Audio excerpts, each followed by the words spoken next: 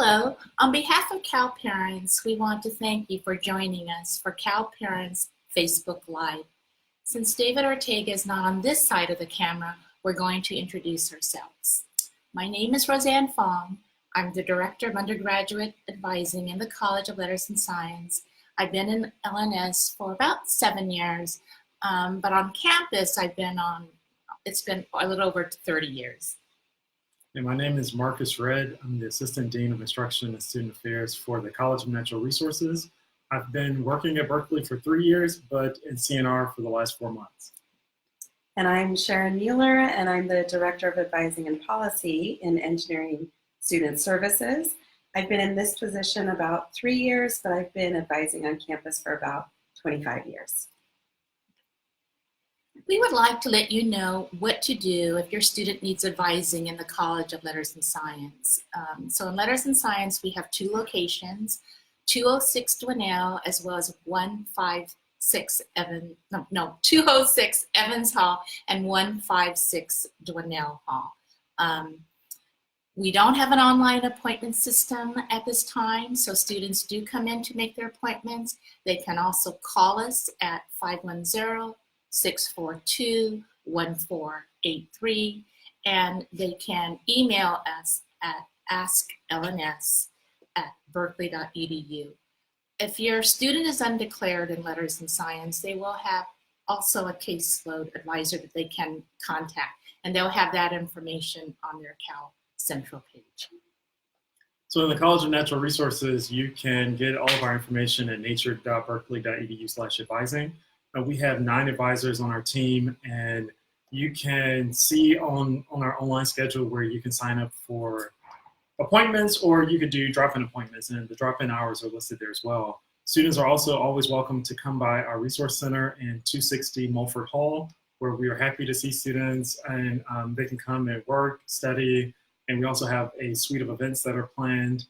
And yes, feel free to contact us. Also, you can reach us at askcnr@berkeley.edu. And for students in the College of Engineering, they all have an assigned advisor in Engineering Student Services. So students can go onto our website, engineering.berkeley.edu/ESS for Engineering Student Services, and they can make an appointment that way. The system knows who they are, so as soon as they log in, the system will show them the earliest appointments with our advisors. We see students Monday, Tuesday, Thursday, and Friday by appointment. Often we have same-day appointments available, but on Wednesdays is just drop-in. So students can come to drop-in. Our Engineering Student Services is in 230 Bechtel. How does Golden Bear advising differ between our colleges? So I'll start with LNS. Actually, they have some common themes. Students will definitely go through different modules. But in LNS, all the freshmen are assigned a caseload advisor, and that is their point of contact. If they have any questions, they certainly email or contact their caseload advisors. It will introduce them to what they will need to do during their first semester and help them develop a program plan. Perfect. We also have videos, scripted videos that we have for our students for Golden Bear Advising. Now, these videos are organized by topic, so you'll have some on things like AP scores or what kinds of chemistry classes can I take. There are classes that are specifically for different majors like society and environment. And then we have some things about different kinds of activities you can do, such as get on a pre-health track. So I think we are excited about those kinds of opportunities for students. And we also have availability for students to speak remotely with advisors through Zoom, Skype, and things like that. And in the College of Engineering, because most of our students come in declared, both freshmen and transfer students, our Golden Bear Advising module is very logic driven. So we ask a lot of questions of the students so that we can determine where they stand as far as their preparation for courses. And then at the end, they'll get a suggested list of courses that we recommend they enroll in the fall. And once they hit submit, that goes straight to their advisor. And then there's a continuing conversation with their from there. Perfect. So and just to let everybody who's watching know, we'll be answering questions that have been submitted by parents and other people in the audience earlier. We have a whole list of them, and we'll just go through them. And please feel free to continue to send in questions, and we will answer them. We'll add them to the rotation. Okay, so the next question that was sent in. My student needs help picking a major, but says the appointments with her advisor are always taken. What alternatives do they have, and who else is there to talk with when deciding their academic future? Well, I would say because in CNR specifically, we have a mix of drop-in and appointments. Usually students can come in to see somebody. And some of our majors actually have multiple advisors, and we've actually just hired a new advisor in the college. So we have more majors that have multiple coverage. So majors like molecular environmental biology has two advisors. Environmental economics and policy, as that has grown, we've given another advisor to that major as well. So I don't think we've had too much of an issue with students not being able to see someone. But if that's really the case, I mean, we can always set up an appointment with another advisor in the college, even if it's not that student's major advisor. And we have done a lot of cross-training in the college. So even though everyone is assigned to a particular major, they have expertise in a group of other majors, whether biology or biological sciences focused majors or social science focused majors. So we definitely try to do our best to make sure everybody can be seen. So LNS is the largest college, and so I can understand if students might have difficulty making an appointment. Just like CNR as well as engineering, we have both pre-scheduled and drop-in appointments, but we also offer workshops on how to select a major. We certainly encourage students to explore and would want them to even visit various departments to find out more information about the major and see what they may like about the discipline. So most of the students in our college also change their mind. They may come in with a set idea, and then they might change a few times after they've explored and they find something they feel really, really passionate about. And in the College of Engineering, we do have some group of students who come in as engineering undeclared, and they're actually assigned one advisor. And so that advisor will meet with those students and talk about the different majors. We also have fairs in which we invite students in current majors to come and talk about the majors. And we also encourage students to talk to faculty as well to see perhaps they're choosing a major based upon a goal they have for a career path, and it may not be the major they had originally intended. So we really encourage students to talk to faculty as well. So the next question is, if my student is enrolled in the College of Environmental Design but is not happy with her chosen major, architecture, can the student still schedule meetings with advisors from other colleges to plan their next steps? So in the College of Engineering, the college advisors don't see students from outside engineering. However, we also have advisors in departments, and those advisors do meet with students who are not within the College of Engineering. We also have peer advisors. Every hour that our office is open, we have peer advisors who are College of Engineering students who go through quite an extensive training, and they're happy to talk to students as well about the change of college process or just to discuss options in engineering. So there are certainly staff and students for students to talk to. It's just that the college advisors just manage a caseload of engineering students. Yeah, so that's a good point about the peer advisors. We do have peer advisors as well. So, I mean, there are other resources, and we try to provide an infrastructure to make sure students are supported. And I would say, yes, we're definitely open for students from other colleges to make appointments with our advisors. I mean, there are a lot of overlaps between our majors and majors in other colleges. So, for instance, there's integrative biology in LNS, but then we also have molecular environmental biology. So there, we have environmental economics, and then there's economics in LNS as well. So yeah, so we welcome students from around campus coming in to ask, about the things that we offer, and we're happy to lay out a wide variety of options for students to help them understand what the best path for their success will be. What I would like to add to that is, we also offer change of college workshops, and I would encourage students, if they can and if they know, to come in sooner rather than later. It is much more challenging if a student is very high in units and wants a change of college. So there are definitely parameters.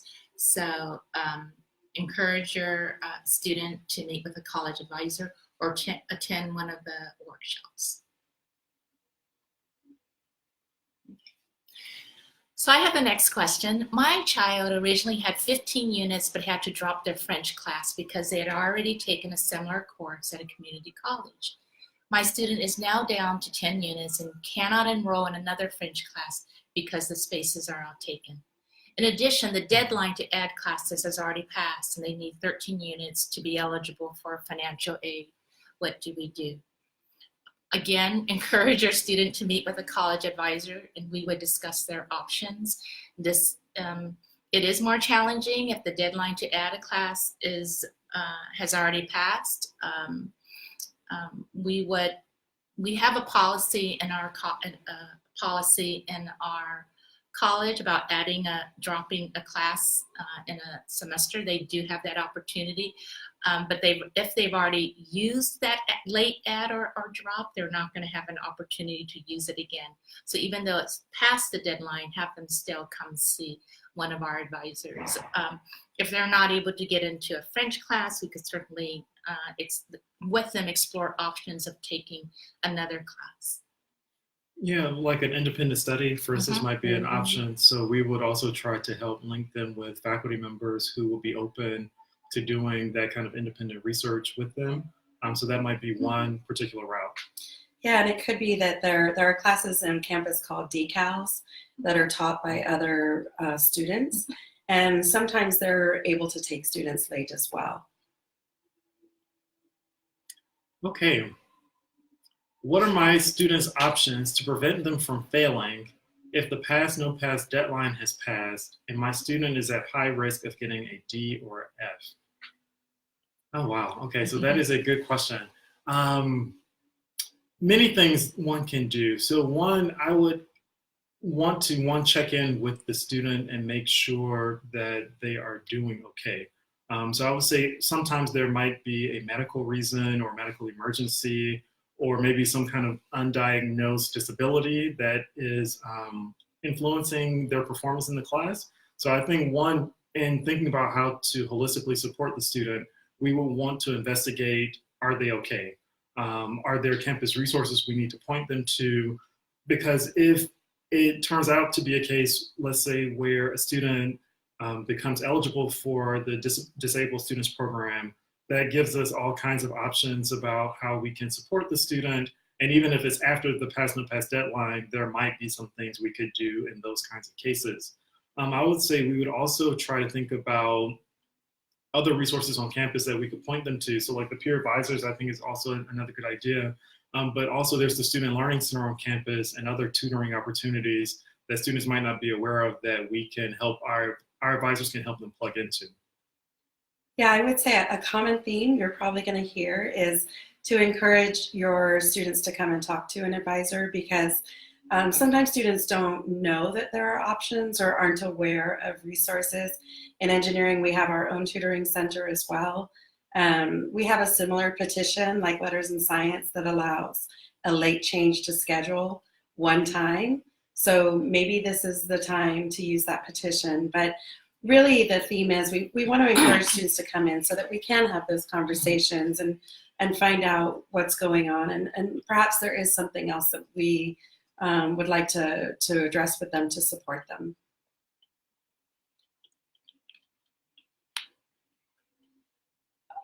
Okay, so I think there's a new question. Is there tutoring available for high-level math or other sciences? So I can speak in Engineering Student Services. We do have our own tutoring center. So we do tend to focus on courses that engineering students take. We do have some majors, however, who do take upper division math courses. So, and actually, I have to say, our tutoring center is open to every student. Mhm. We don't care if they're engineering or not, but there are some tutors available who can tutor higher level math and sciences.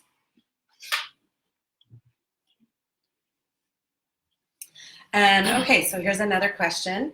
My child is a freshman and a pre-Haas major. Just so you know, Haas is the Haas School of Business. On the off chance that the student does not get in, I hear it's great to have backup majors. Which alternatives do you suggest, and will it set their four-year graduation pace back? Oh yeah, so I mentioned this earlier, but one great option in the College of Natural Resources is environmental economics and policy. It's a great option if Haas is not a path for your student. It allows you to do all of the same kind of work with economics and getting that background, but the focus is just more around issues related to the environment. And actually now, given everything that's happening with climate change, I mean, this is a field with real opportunity for students, and there's a lot of activity, a lot of job opportunities. So you can definitely get that expertise and still pursue that subject area with just a slightly different focus in the College of Natural Resources. So in letters and science, many of the students do prepare for a backup major because Haas is competitive. Frequently that's economics, it could be political economy, but we also want to make sure that, for students just to have an advising appointment, what else they might be interested in. I mean, we find that students may want to go into Haas or business because their parents may want them to, but they really are interested in something else. So that's part of the advising appointment, and you're going to hear again and again, please see an advisor. Okay. So the next question is, my student has a registration block that they are in the process of clearing up. Is it still possible to phase 1 and 2 enroll in classes? And what if they get cleared too late and none of the required classes for their major are open? So if students have a registration block, and there are many different types, we call them holds, but there are many different types, they will not be able to, if it's a registration block, they will not be able to enroll until that is cleared. A number of times, yes, we know classes are going to fill up, but if you know Berkeley students are also very persistent, and certainly in the College of Letters and Science, they're going to knock on doors, they're going to email professors, they'll also place themselves on the wait list for the courses. And I think it's important to point out that some blocks don't necessarily block a student from enrolling. So sometimes student might see a block that perhaps financial aid put on, but they can still enroll in classes. So when a student sees a block, if the student clicks on that block, they can see what the action steps are. So it might say you're required to see a college advisor before you can enroll in classes. So it should be clear when they click on the block whether or not it's going to prevent them from enrolling and what steps they need to take in order to clear the block. Well, I would also encourage the student to just go to the class that they want to take. And not a 100% guarantee that the students will be able to take them, but you would at least want to have the option if the faculty member has some flexibility, but I would not let the registration block keep you from attending class. I mean, you definitely want to show to the faculty member that you are serious about the course, that you want to be in there. And sometimes if there's space that opens up, or a faculty can make some other arrangements, but I would not let the bureaucracy of Berkeley, hold you back from trying to pursue the classes you want to take. And there's a lot of movement in classes in the beginning of the semester. So not all hope is not lost. It usually works out.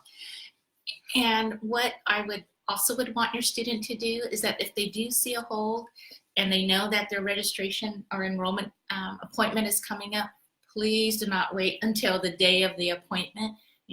We would want them to come in earlier. We could explain how to address the hold. The college will remove the college hold if we're the ones who placed it, just like As Sharon said, if it's a financial hold and it needs to be cleared, then Cal Student Central or the financial aid office would remove. So as Sharon said, click on the hold and they will direct you where you would need to go. Perfect. So just for the other folks here with me, I'm seeing we have a lot of questions that were submitted in advance, but I see people are also submitting questions as we're speaking. So how do we want to? We'll answer those as well. We're putting them at the bottom. Okay, Okay. perfect, great. Okay. Okay, so the next one, unfortunately, my child has had to withdraw for the semester due to a personal health scare. What is the process to get readmitted? Yeah, no, this is a good one. Again, I would say the theme of the conversation is please talk with your advisor in advance. Your advisor can help you through the whole process. And for a health issue, that makes the readmission a little easier in some respects, in the sense that well, in our college in particular, for health reasons, if you get a medical clearance from the Tang Center for the medical withdrawal, we will work with Tang very closely to facilitate students coming in and out. So now there's a couple of different things I would say. I would say one thing is I would encourage students to go through the formal medical withdrawal process with Tang, because there are ways in which you can do a withdrawal for medical reasons that doesn't go through that formal process. But I think having someone on the staff at Tang that you're talking to will make the process a lot easier.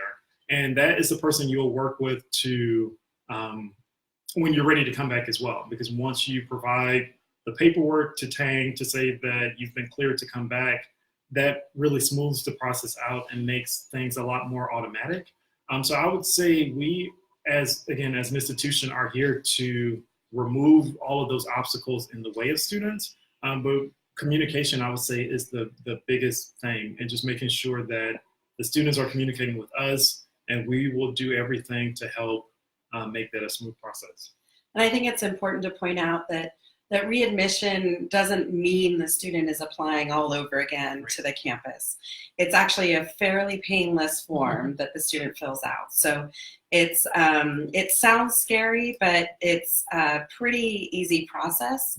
And as Marques said, working with Tang actually helps facilitate that process. So the dates you want to remember for fall readmission, it is June 1st. For spring readmission, it's November 1st.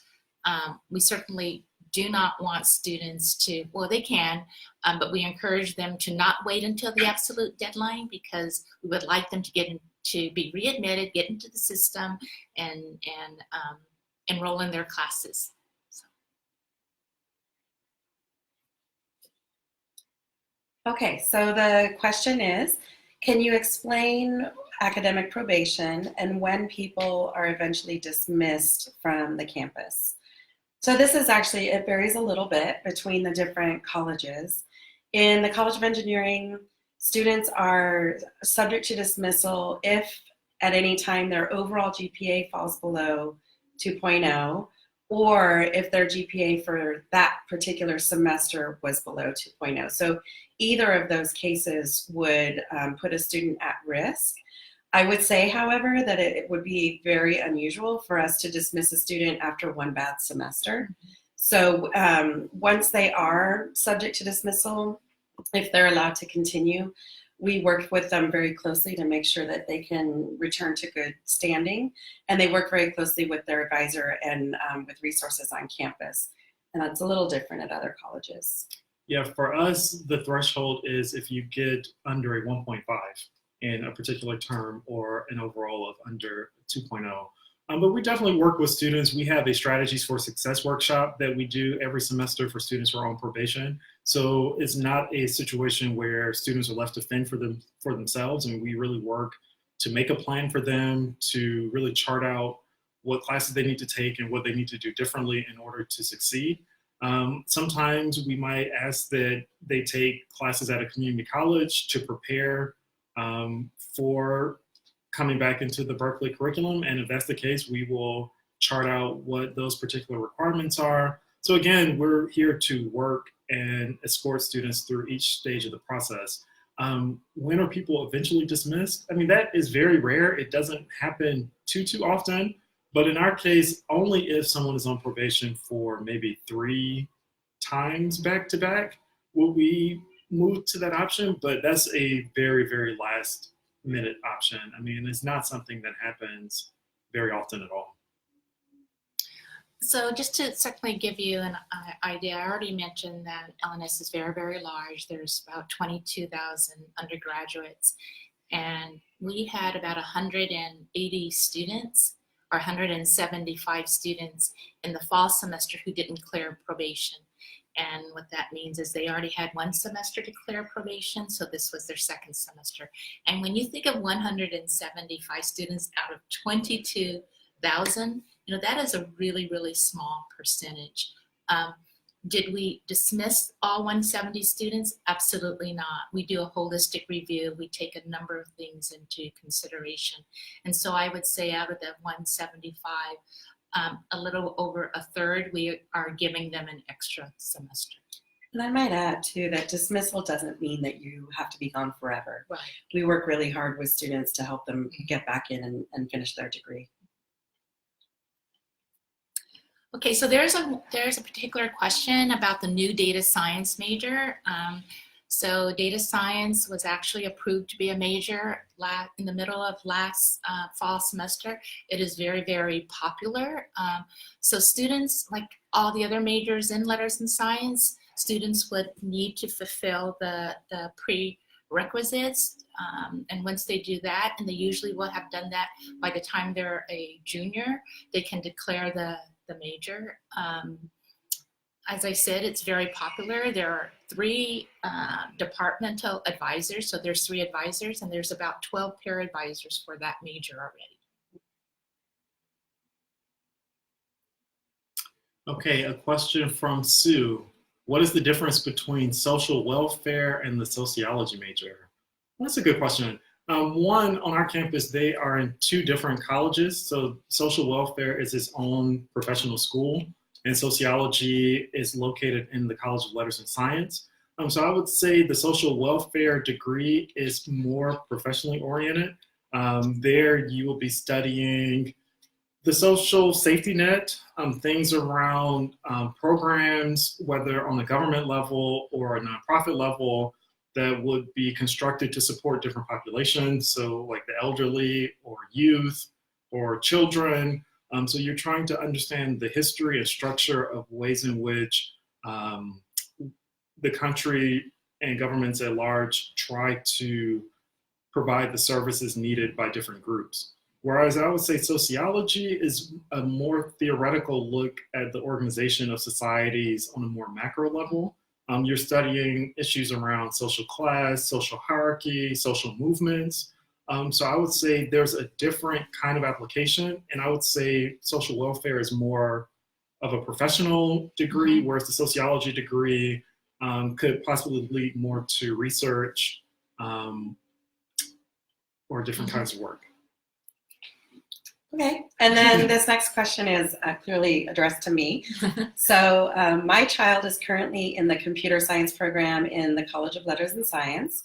However, he now wants to transfer into the College of Engineering for the EECS major. EECS is Electrical Engineering and Computer Sciences, which is in the College of Engineering. Is there any paperwork to accomplish this, and what is the likelihood of this happening? Well, actually, we do not accept change of college students into engineering for the EECS major. It's the only major in the engineering that's actually cut off to change of college students. The only way to get into the EECS major is through direct admission, either as a transfer student or a freshman. And the reason for that is that the computer science major in letters and science is a comparable major, and we admit to capacity just at the freshman and transfer student level, and it's not a major that has a lot of attrition. So it's a very, very big major and very full.